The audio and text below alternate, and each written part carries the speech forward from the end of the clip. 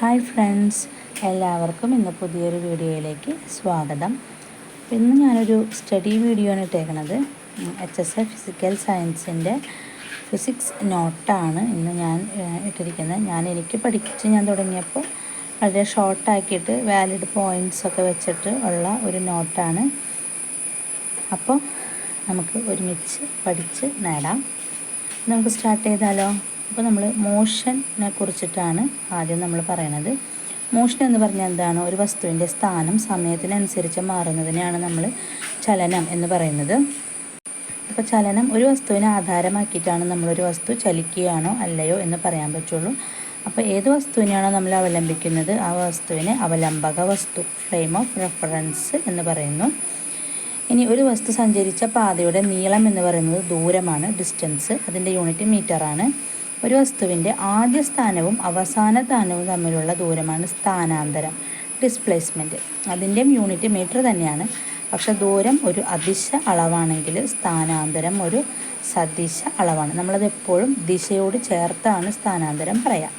ഇനി പലതരത്തിലുള്ള ചലനങ്ങളുണ്ട്. നേർരേഖാ ചലനം, വക്രരേഖാ ചലനം, വർത്തുള ചലനം, അങ്ങനെ ഒരുപാട് ചലനങ്ങളുണ്ട്. അപ്പോൾ ചലനത്തെ സംബന്ധിക്കുന്ന ന്യൂട്ടൻ്റെ ഒരു ലോയാണ് ഒന്നാം ചലന നിയമം.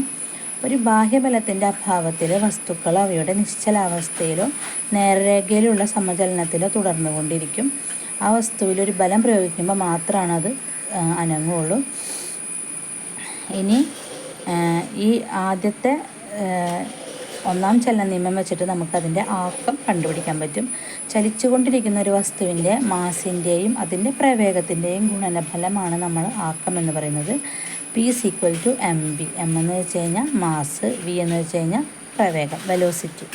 മാസ് ഇൻറ്റു വെലോസിറ്റിയാണ് ആക്കം, മൊമെൻറ്റം എന്ന് പറയുന്നത്.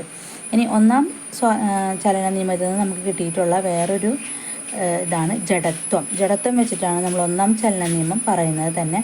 നമ്മളൊരു ബാഹ്യബലം പ്രയോഗിച്ചതിന് ശേഷവും ആ വസ്തു അതിൻ്റെ അതേ അവസ്ഥയിൽ തുടരാൻ കാണിക്കുന്ന ഒരു ടെൻഡൻസിക്ക് നമ്മൾ പറയുന്ന പേരാണ് ജഡത്വം. നമുക്കറിയാം, നമ്മൾ മാവിൽ നിൽക്കുന്ന മാങ്ങ കല്ലെറിയുമ്പോൾ അത് വീഴാൻ കാരണം മാങ്ങയ്ക്ക് അവിടെ തന്നെ നിൽക്കാനുള്ള ടെൻഡൻസിയാണ്. പക്ഷെ അത് പറ്റില്ല.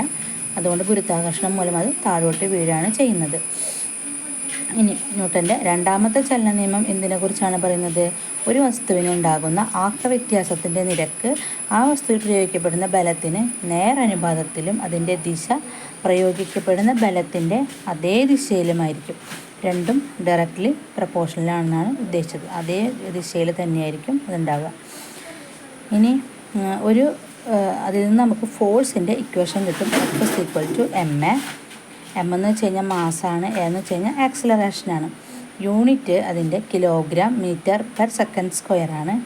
ഈ ന്യൂട്ടനെ നമ്മൾ ന്യൂട്ടൺ, ബലത്തിൻ്റെ യൂണിറ്റ് ന്യൂട്ടൺ ആണ്. അപ്പോൾ ഒരു ന്യൂട്ടൺ എന്ന് വെച്ചാൽ എത്രയാണ്? 1 kilogram metre per second square ആണ് ഒരു ന്യൂട്ടൺ എന്ന് പറയുന്നത്. ഇനി ന്യൂട്ടൻ്റെ തേർഡ് ലോ, ഇതെല്ലാവർക്കും അറിയുന്ന ഒരു ലോയാണ്. ഏതൊരു പ്രവർത്തനത്തിനും തുല്യവും വിപരീതവുമായൊരു പ്രതിപ്രവർത്തനം ഉണ്ടായിരിക്കും.